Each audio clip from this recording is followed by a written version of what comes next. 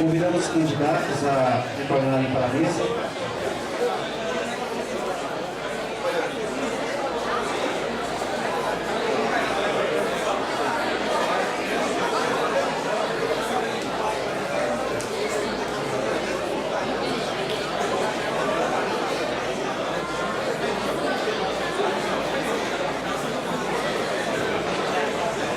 Candidatos, por favor.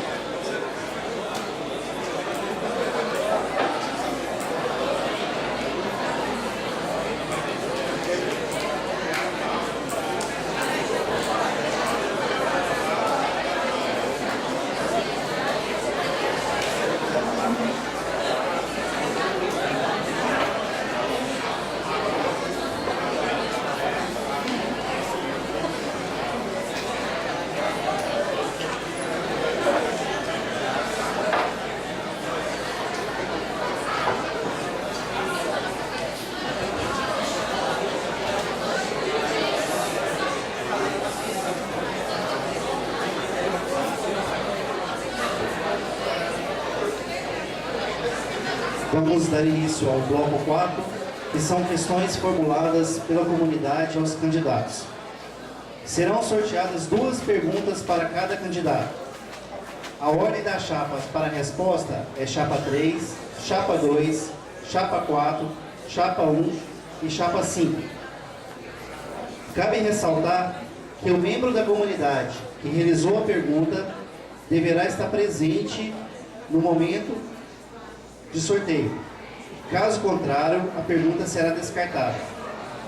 O candidato terá até 1 minuto de resposta. A sua resposta deverá ser comentada pelo candidato à sua esquerda, que terá até 30 segundos. Haverá também 30 segundos de réplica e 30 segundos de tréplica. A primeira pergunta é para a chapa 3.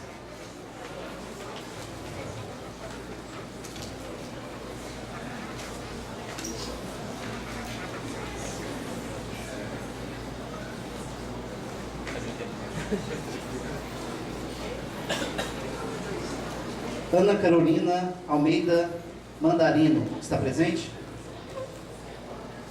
Ana Carolina é discente e ela faz a seguinte questão: como você entende o assédio moral em geral e em particular na universidade? Como você lidou com essa questão ao longo de sua trajetória profissional? Até 1 minuto para a resposta. Ana, obrigado pela pergunta. Eu acho que a questão do assédio moral é algo grave, né? Nós precisamos ter instrumentos que possam, no caso, coibir esse tipo de situação. Eu acho mais importante, né, para que a gente possa evitar esse tipo de assédio, é justamente a gente ter cursos que possam mostrar a legislação, mostrar a forma, né, enfim, dos servidores que esse assédio pode prejudicar, e nós pensamos que qualquer tipo de assédio, qualquer forma de assédio não é salutar, né? Então nós somos literalmente a favor, né, de direitos e deveres para essas pessoas que estão, no caso, aí, sofrendo esse assédio. Isso para nós é muito importante, né, cuidarmos dessa situação, da questão do assédio. Professor Janir, o senhor tem até 30 segundos para comentar. A relação das pessoas na universidade, ela precisa ser primada pelo zelo para com a divergência de opiniões. Ela deve ser mantida de forma respeitosa e equilibrada na relação entre o professor e o técnico administrativo, de um professor para com o professor. Nós temos avançado bastante, mas há necessidade da continuidade desse exercício, mediante abertura para o diálogo e para o debate. Professor Marcos, 30 segundos. Nós, da Chapa 3, somos todos o FVJM, nós não compactuamos com qualquer tipo de assédio. Não compactuamos com qualquer tipo de assédio. Acho que as relações devem ser, né, entre os membros da comunidade, respeitosa, né, e quero reafirmar, somos contrários a qualquer tipo de assédio que possa ser feito. Professor Janir. 30 segundos, sua réplica. Um ganho que ele vem é através dos debates que nós temos experimentado na universidade. Infelizmente, os espaços têm ficado cada vez mais reduzidos. Há necessidade que a universidade, ela mostre, crie esse espaço e fomente esses debates. É tão bonito quando nós vemos a experiência de outras instituições, de outros grupos, da sociedade, debatendo temas atuais dentro da universidade. E o importante, esse trabalho precisa ser fomentado, tanto internamente quanto externamente. Tempo, candidato. Vamos à segunda questão, aos candidatos da chapa 3.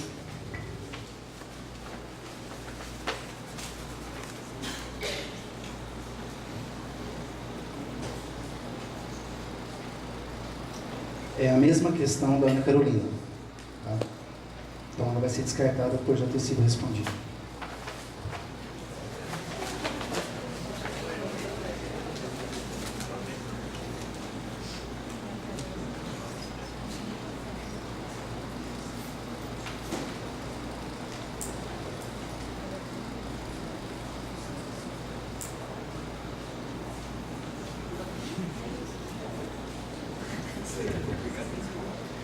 Claudilene da Costa Ramalho, docente. Está presente? Está pequenininha.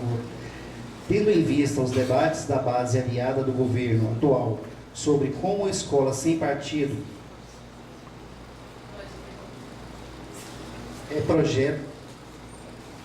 qual é o projeto, seu posicionamento quanto a esse projeto? Já que na proposta atinge diretamente nossas ações de ensino, pesquisa e extensão. Bom, nós da chapa 3, em relação à questão da escola sem partido, nós precisamos e devemos fazer esse diálogo com a comunidade. Eu, como reitor, eu represento a comunidade, eu represento exatamente os anseios da comunidade. Então, se a comunidade, ela quer discutir, ela precisa discutir, ela vai discutir, eu serei, no caso, uma pessoa que vai trazer para vocês esse assunto, vamos colher as informações e eu, como representante dessa comunidade, vou acatar exatamente o que a nossa comunidade está pensando em relação a isso. Então, eu acho que o caminho nosso é justamente ouvir a nossa comunidade. A nossa comunidade e a gente dentro, somos todos o FPJI, nós fazemos sempre o diálogo, estamos sempre dispostos a fazer esse diálogo. Professor Jamil, 30 segundos para o seu comentário, a resposta. A integração, ela é essencial. Dentro da universidade, ela deve ser um exemplo para a sociedade. Devemos trabalhar adversidades, enfrentamento de maneira educada e respeitosa para com as divergências de opiniões, as opções de partido, de time de futebol, as opções de relacionamento, as diferenças de cor. Nós não podemos nunca coadunar com esses posicionamentos dentro da universidade. E da mesma forma, dar abertura para o amplo debate político. Professor Marcos, 30 segundos para a sua réplica. Bom, então, como a nossa chapa, né, ela é o coletivo, eu preciso respeitar o coletivo. Eu não tenho opinião minha pessoal, eu vou sempre representar o coletivo dessa universidade, ouvir a comunidade para que ela possa, assim, se posicionar e eu ser um representante dessa vontade da comunidade.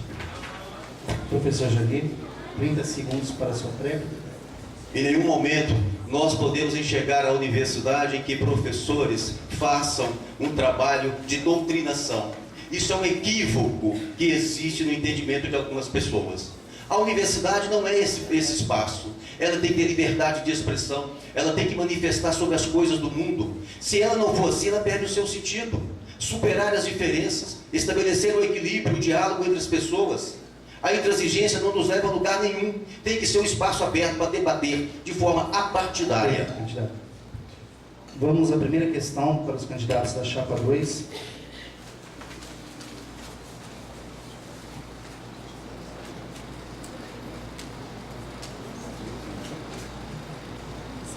Felipe Soares Beltrame, está presente? O Felipe é discente e faz o seguinte questionamento. Na sua carta à comunidade, a chapa fala na possibilidade de suprimir cursos. Caso seja eleito, quais cursos seriam suprimidos?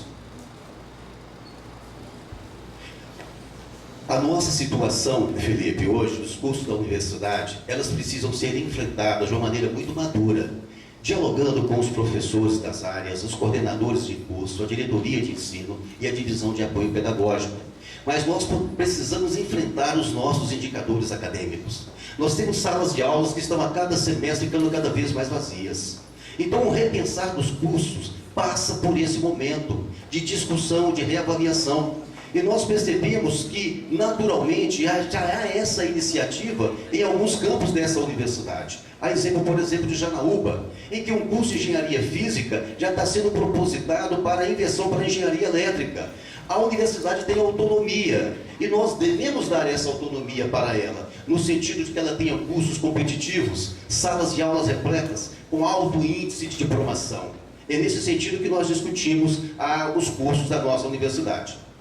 Professor Marcelo, o senhor tem 30 segundos para comentar a resposta. Nós não vamos fechar curso nenhum. Tá? Essa é a questão que nós temos. Nós temos que discutir quais são as causas de nós termos alta evasão, quais são as causas de nós termos baixa titulação, e aí sim nós temos propostas para conversar com a comunidade e ver quais são as possibilidades de nós melhorarmos esses índices. Inclusive, nos nossos indicadores, nós vamos esconder nenhum tipo de índice. Nós vamos trazer todos os índices para a comunidade, para que a gente possa junto discutir e melhorá-los. Professor Janeiro, 30 segundos para a sua réplica. Nós temos autonomia. Essa autonomia, ela de fato vai em encontro à experiência dos professores, das professoras. Uma análise de mercado. Porque nós graduarmos um estudante durante 4 ou 5 anos e ele depois perceber que o mercado não absorve, não o acolhe, isso é uma falha nossa. Então nós temos que, de fato, com autonomia, com maturidade, tomarmos essas iniciativas. Isso faz parte de uma universidade, trazer outras alternativas, outras opções. Professor Marcelo, 30 segundos para a sua réplica. Então, inclusive a proposta do professor Jani, logo à frente dessa proposta, diz o seguinte, que eles propõem criar cursos tecnológicos. E aí eu fico preocupado, né? Nós temos hoje uma demanda muito grande na sociedade, que são cursos da área de humanas, sociologia, antropologia, filosofia. E esses cursos nós vamos simplesmente excluí-los da nossa grade, simplesmente porque tem alta evasão, tem baixa titulação e etc. Não, nós vamos mantê-los, nós vamos discutir como que nós podemos aumentar a demanda desses cursos. Vamos à segunda pergunta aos candidatos da chapa 2.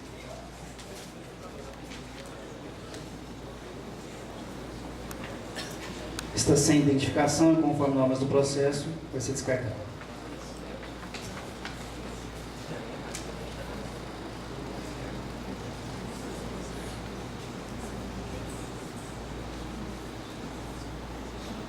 Marcílio da Costa Guedes está presente? Marcílio da Costa Guedes. Não.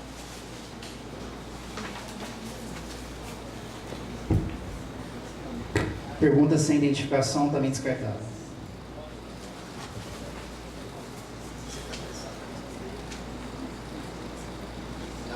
Brendo Ferreira da Silva.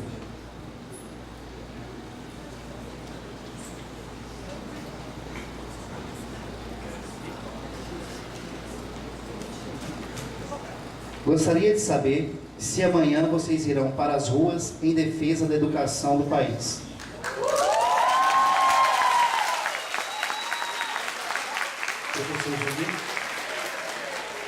Até 1 minuto para a sua resposta. Com toda certeza, a situação do ensino médio, a situação do ensino superior no Brasil, ela está passando por uma crise. E, sinceramente, nós precisamos defender uma universidade pública de qualidade. Nós precisamos defender um ensino médio que, de fato, enfrente a alta evasão que tem no ensino médio, que tem no ensino superior. E o ensino tem que ser de qualidade e gratuito. Nós precisamos, de maneira dialogada, de maneira ordeira, nos contrapor à atual política de Estado. Nós temos que valorizar o professor, não só do ensino superior, mas também do ensino fundamental. Nós precisamos de políticas que resgatem as transformações sociais através de uma educação. A escola é o melhor investimento em educação em escolas. É sinônimo de desenvolvimento de uma nação. Como reitor, penso da mesma forma. Candidato. Professor Marcelo, até 30 segundos para o seu comentário. Ó, Breno, não foi nenhuma nem duas vezes que o Marcelo Laia foi para a rua para defender a universidade pública e gratuita lá nos idos de 1994 até 1999. Tem um colega de vocês que trabalham aqui, que é Luiz Ricardo, que é técnico, ele é contemporâneo meu lá em Viçosa e sabe da nossa luta em defesa da universidade. Então, amanhã, infelizmente, nós não vamos poder ir, porque nós estaremos dentro do ônibus voltando para Diamantina. Mas, com certeza, se oportunidade tivéssemos, lá estaríamos. Tempo, candidato. Professor Jani, 30 segundos para a sua réplica. Professor Marcelo, a manifestação acontece a partir das 14 horas. Acho que dá para a gente chegar lá e participar, não é motivo para não ir. Mas olha, é porque não está atualizado. A gente entende. É importante de fato que conheça, né, os candidatos, que é uma demagogia que às vezes está rodando no ar, né? Mas enfim, com todo respeito, professor.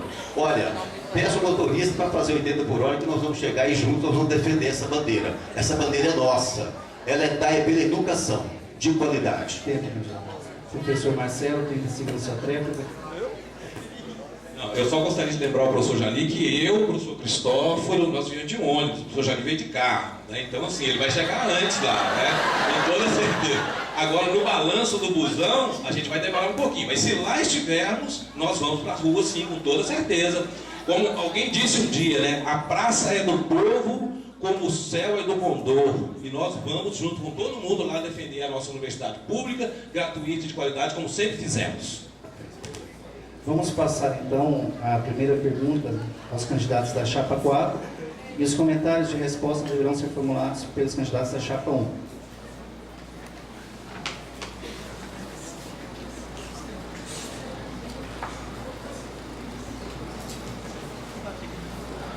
Andréia Kelmer. Andréia é docente e ela faz o seguinte questionamento. Qual a sua opinião sobre o bloqueio de verbas para as federais? Caso não seja desbloqueado, quais serão os rebatimentos e possibilidades para as IFES? Olha, Andréia, professora Andréia, nem sempre a grande quantidade de recursos se traduz em eficiência de gestão. Então, nós podemos fazer uma boa gestão com poucos recursos. No entanto, nós podemos e temos que buscar sempre outras fontes de recursos. E nós sempre batemos na tecla que é o quê?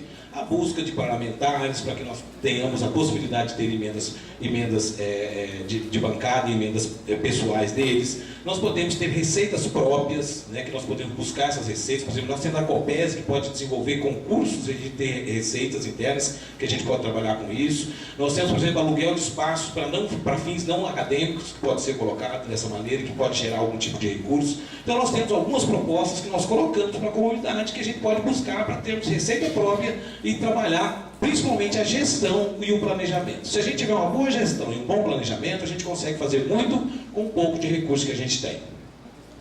Professor Alexandre, 30 segundos para o seu comentário. Como eu já disse antes, a gente tem que fazer um planejamento quadrenal do orçamento, ter o plano A com todo o recurso e o plano B com cortes, né, para a gente planejar durante 4 anos. Buscar recursos com o Ministério Público, termos de ajustamento de conduta, a universidade pode receber esse recurso, entregar a fazenda do Moura, passar esse recurso de 1 milhão para o custeio, vender a fazenda do Cerro, buscar recursos que o reitor tem obrigação no MEC e com as emendas parlamentares. Professor Marcelo, 30 segundos, sua réplica. Então, eu fico muito preocupado quando a gente fala em vender isso, vender aquilo, né? Até porque no setor público, a gente primeiro tem que pôr em disponibilidade, ver se alguém tem interesse em utilizar, e se não tiver interesse em utilizar, aí sim a gente pode fazer ir a leilão. Mas eu concordo com o professor Alexandre que talvez seja uma possibilidade de diminuir um pouco do custo que nós temos. Para quem não sabe, essa fazenda que ele citou é lá em Diamantina, uma fazenda da Faculdade de Ciências Agrárias, né, que tem lá, que fica em Curveiro. Então é um custo, talvez, que possa ser tirado. Professor Alexandre? Isso, é uma fazenda que está subutilizada há muitos anos. Agora nós temos outra no Cerro, que é nossa, e ela nunca foi utilizada, porque ela está coberta de Mata Atlântica.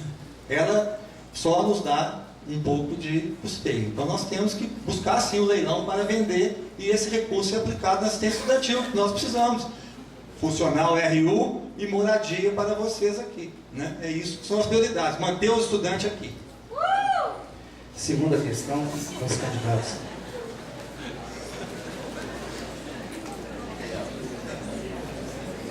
Sem identificação.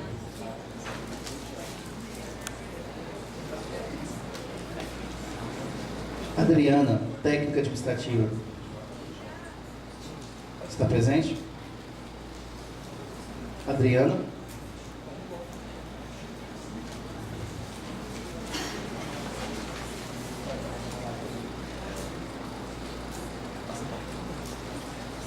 Breno Ferreira da Silva. Eu acredito que a pergunta já foi respondida, que é: irão paralisar amanhã em defesa da educação do país? Então, podemos sortear uma outra pergunta. Não, o outro é que vai responder. Ok.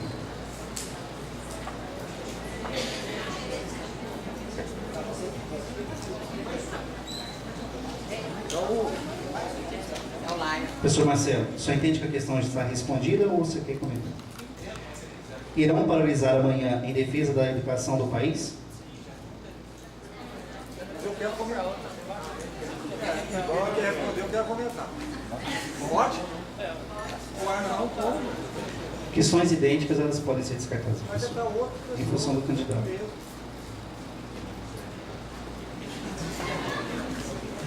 Anderson Soares da Silva, técnico administrativo, está presente? Ok. Sabemos que a evasão é um dos grandes problemas de nossa instituição. Isso ocorre também devido às dificuldades financeiras dos discentes. Quais as suas propostas para a assistência estudantil?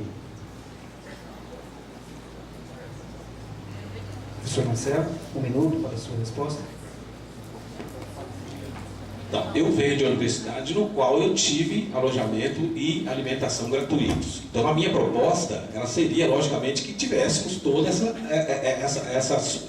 supríssemos todas essas necessidades daqueles que são vulneráveis. No entanto, nós temos que trabalhar com uma questão de recurso. Então, o que nós temos que buscar? Primeiro, melhorar os nossos indicadores, principalmente evasão e titulação, porque isso tem impacto no recurso do PNAES. Ou seja, quanto menos estudante titula e quanto mais evasão a gente tem, pior os nossos indicadores, menor o nosso recurso PNAES. Então nós temos que melhorar esses indicadores. Então por isso que eu disse no início da fala que um dos nossos focos seria na questão didático-pedagógica, que uma vez que nós melhorarmos os indicadores, nós vamos melhorar a nossa matriz OCC, que é o recurso geral que vem da universidade, e vamos melhorar também a proposta de assistência, a verba do PNAES que vai para a assistência estudantil. Então nós precisamos, da uma maneira que nós temos hoje, principalmente baixar o valor da alimentação, que é muito caro em todos os campos que eu conheço. Professor Alexandre. Então, como já disse outras vezes, nós temos que focar no estudante. Mais estudantes da universidade, menos evasão, menos retenção e mais titulação. Não temos recursos, mas podemos, por exemplo, tem prédios públicos aqui em Teófilo Otoni, inclusive da União, a gente pode negociar esses prédios para fazer uma moradia provisória para vocês, que precisam ficar aqui, precisam se manter aqui. Nós precisamos de vocês, vocês precisam de nós. Nós temos que trabalhar junto, é esse o momento. Vamos junto. Professor Marcelo, 30 segundos para a sua réplica. Nós temos um problema sério aqui, que nós temos um espaço para a construção de moradia estudantil, e nós não temos o recurso para construir a moradia estudantil e não temos a distância, é longe daqui. Então, ou seja, de nada adiantaria nós termos uma moradia estudantil longe e com preço de passagem de transporte também elevado. Então nós temos que resolver um problema aqui em Teófilo Otoni que é localizado. Por exemplo, tem um modelo da UFOP que a gente poderia estudar. Tem um outro modelo que é o da FUMP, da UFMG, que é uma fundação, que nós poderíamos estudar também. Então são propostas que nós temos. Professor Alexandre. Então, além da moradia num prédio do governo, né, nós temos que estabelecer projetos como o da professora Flaviana para diminuir a retenção também. E a retenção leva à evasão. A professora Flaviana foi premiada agora com um projeto que ela escolheu os alunos de baixo CRA para participar, não os de alto. E de 94, 80 elevaram o CRA. E esses estão estimulados, esses se sentindo pertencentes à universidade, estão valorizados, estão aí. É isso que nós temos que fazer, valorizar os estudantes. Professor. Vamos à primeira questão para os candidatos da chapa 1. Suas respostas deverão ser comentadas pelos candidatos da chapa 5.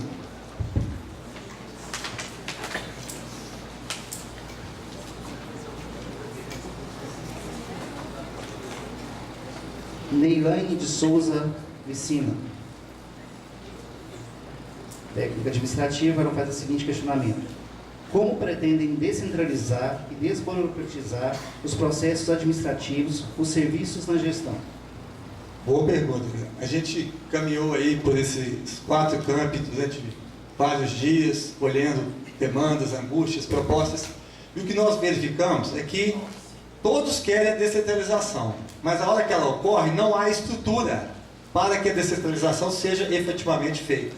Ou seja, nós temos que estruturar primeiro os campos, dar treinamento aos servidores, para a partir daí promover a descentralização orçamentária e financeira e também das decisões sobre as prioridades de cada campo. É fundamental que a gente estruture primeiro. Eu sou a favor da figura do diretor de campus, eu acho que ele tem que existir num dos 3 campi, que só existe aqui, não existe no Jornal Teófilo Otoni, né? E o diretor acadêmico não pode fazer esse trabalho. Mas nós temos que primeiro estruturar, dar treinamento para depois fazer a descentralização. Essa é uma realidade que nós colhemos nas nossas visitas. Professor Luciano. Bom, eu fico tranquilo com a sua resposta, Alexandre, que eu fiquei preocupado nos outros debates, todo mundo defende a descentralização, sempre foi um desejo de Teófilo Otoni, nós implantamos aqui em 2015 e a gente vê que sem estruturar, sem gente, nós vamos só transferir problemas. Então, eu acho que para ter a descentralização, primeiro nós temos que ter estrutura, sistema funcionando bem, recurso humano, aí sim é óbvio que a descentralização é interessante para todo mundo. E só complementando, mesmo em Diamantina, né, onde as unidades pleiteiam também a descentralização, as unidades acadêmicas, a gente colhe angústias dos servidores dessas unidades. Está sendo feita a descentralização, mas são poucos funcionários, eles não estão treinados e não há estrutura e nem sistema de informação capaz de tornar eficiente esse processo. Então, primeiro, estruturar, depois descentralizar. E para isso faltou o planejamento, né? Vamos ver se a partir de agora a gente faz isso com mais planejamento, com mais eficiência. Tréplica. É só colocar também, né, que é importante nesse processo é ouvir os servidores, né? Dialogar com os servidores, dialogar com os setores, para que possamos fazer um trabalho que de forma eficiente. Nós não podemos jamais chegar lá e impor a descentralização sem dar estrutura e sem os servidores terem número suficiente. Então, obviamente, os setores que aceitarem participar do processo, tiverem condições e aceitarem dialogar, obviamente serão descentralizados, porque isso é bom para a universidade, é colocar a universidade no rumo certo. Vamos à segunda questão.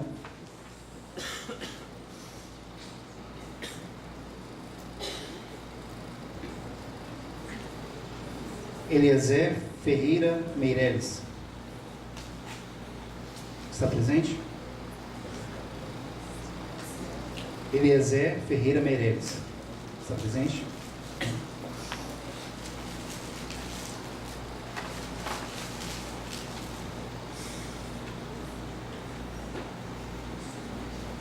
Márcio Lopatini.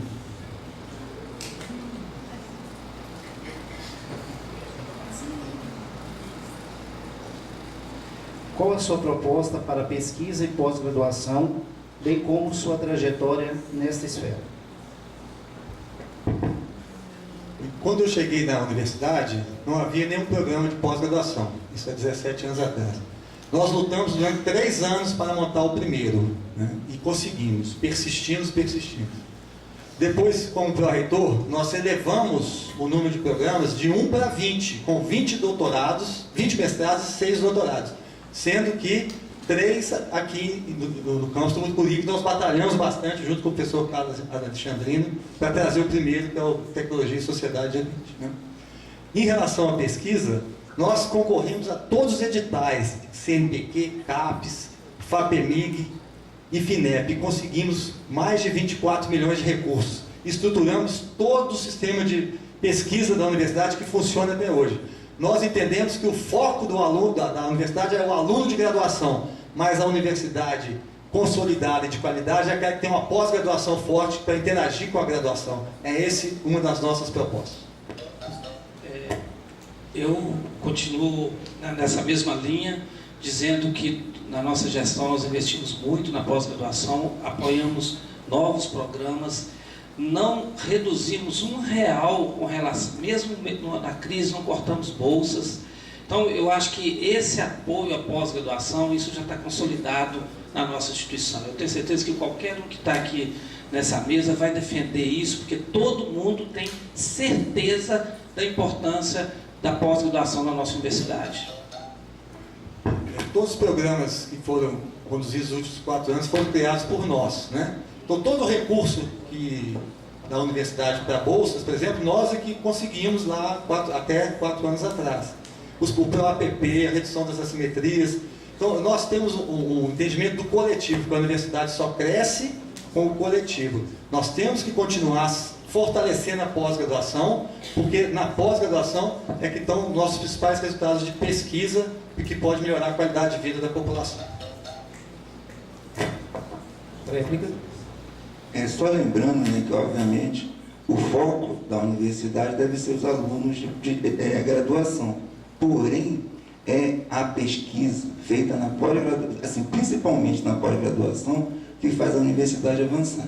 Então, obviamente, a nossa gestão vai seguir com essa linha e tentar ampliar isso também aqui em Teófilo Otoni, em Diamantina, Unai e Janaú, porque assim nós iremos fixar os docentes e melhorar a qualidade do ensino que será ofertado aos alunos. Vamos passar agora as perguntas para os candidatos da chapa 5 e suas respostas deverão ser comentadas pelos candidatos da chapa 3.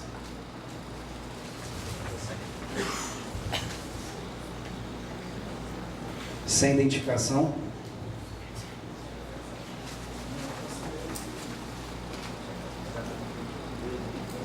Andréia Kelmer. Está presente? Andréia docente. Para o senhor, qual foi sua maior conquista? Realização para o campus Mucuri. Para o senhor, qual foi sua maior conquista ou realização para o campus do Mucuri? Eu não tenho dúvida que foi concluir tudo que estava em andamento, porque foi muito difícil. Foi muito complicado para a gente resolver a situação dos contratos que estavam aqui em andamento. Quem conhece os detalhes sabe do que eu estou falando.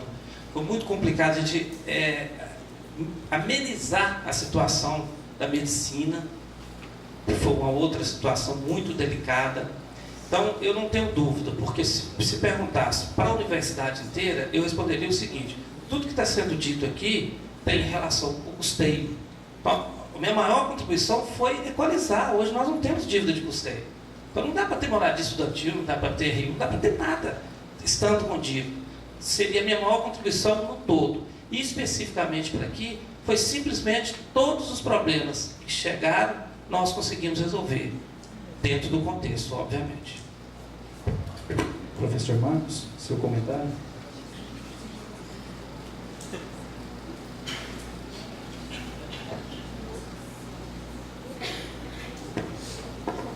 Alô? Bom, professor, o pessoal está querendo saber a questão do ar-condicionado, que foi instalado agora, funcionou 2 dias e parou. O RU, que não tem condições, né, da questão hídrica lá dentro do RU. O pessoal quer saber a questão dos extintores de incêndio que foram instalados no I7 agora, onde está a brigada e a responsabilidade de usar uma RU sem essas condições. Réplica. Com 30 segundos é muito difícil, porque são tantos detalhes, pelo que eu estou vendo, o senhor está muito por fora da situação daqui. Eu precisaria de muito tempo para explicar com detalhes. Então, o que eu posso... Vou dar um exemplo. Nós falamos que aqui tinha um problema sério com relação ao sistema, para poder funcionar. Nós tínhamos que aumentar a capacidade de energia para isso, para funcionar. E esse que você falou é uma questão pontual. Então, fica muito complicado responder em 30 segundos. Bom, é uma condição, né? Você abre a questão dos ar-condicionados lá no pavilhão de aula, funciona 2, 3 dias e depois não funciona mais. E eu acho que isso é um problema que tem que ser resolvido, né? Nós falamos da RU, precisa ser resolvido a RU. Isso não é um problema pontual, isso é um problema de planejamento, que o senhor foi questionado várias vezes aqui, a questão do seu planejamento. O seu planejamento é falho, não tem um bom planejamento. Vamos... O senhor é meu adversário favorito? Professor Luciano, tempo.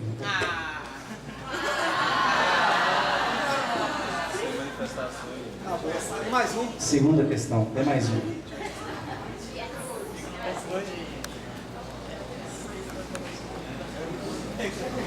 Marcos Antônio Pereira. Marcos Antônio Pereira, lá no fundo. Caso seja reeleito, o que pretende fazer durante esses 4 anos que ainda não foi feito nessa gestão? Ótimo. Meu principal objetivo é defender a instituição diante desse momento. Eu não sei se o novo é interessante diante desse cenário.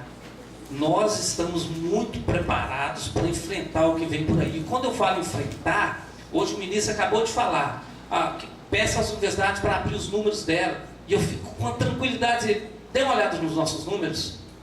Estou falando aqui, se o ministro estiver escutando, dê uma olhada nos nossos números. E essa é a minha tranquilidade, a tranquilidade da gestão. Se é isso que está sendo questionado pela sociedade brasileira, o modelo de financiamento das universidades, dê uma olhada no que nós fizemos. Então, essa é a minha maior contribuição nesse momento, onde nós estamos vivendo um momento de extrema dúvida da sociedade com relação às universidades. Por isso que eu acho que vai ser a minha maior contribuição. Qualquer um aqui vai precisar de muito tempo para aprender o que nós já estamos treinados. Essa vai ser a minha maior contribuição. Professor Marcos, seu comentário?